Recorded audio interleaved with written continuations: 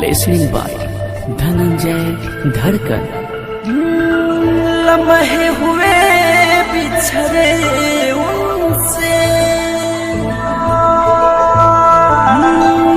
लम्हे हुए बिछड़े उनसे, फिर भी याद सताती है, मेरे ख्वाबों में आती जाती है वो पगली, आज भी रुलाती है, मेरे ख्वाबों में आती जाती है वो पगली, आज भी रुलाती है।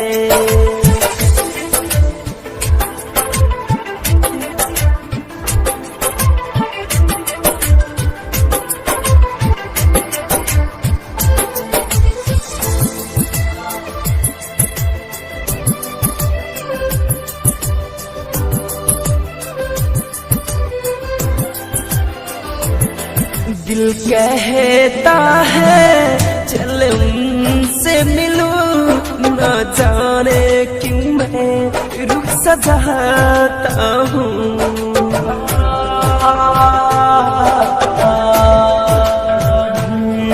दिल कहता है चल उनसे मिलूं, न जाने क्यों मैं रुक सा जाता हूँ।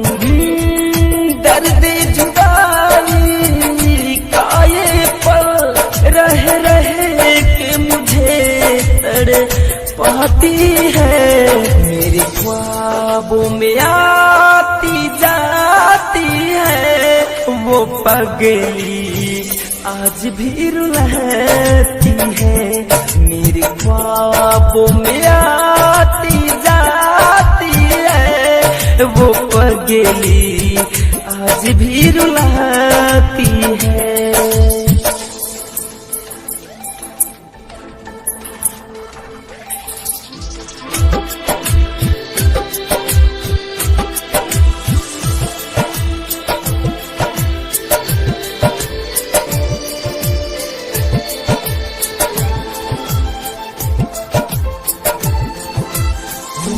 उनकी गालों का दिल बन गया था मेरा दिल, मेरे सपनों की थी वही मंजिल।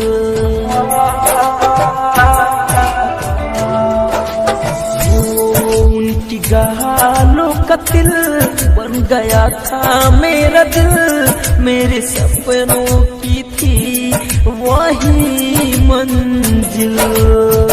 पास हुआ के दूरी बना के गम की बूंद बरसाती है, मेरे ख्वाबों में आती जाती है वो पगली, आज भी रुलाती है, मेरे ख्वाबों में आती जाती है वो पगली, आज भी रुलाती है।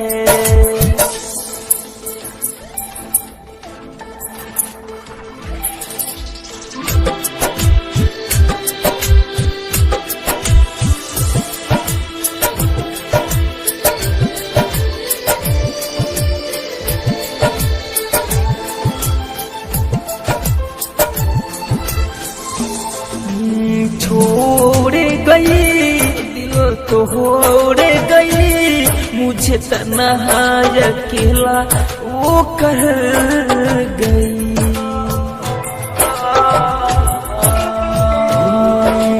छोड़ गई दिल तोड़ गई, मुझे तन्हा अकेला वो कर गई।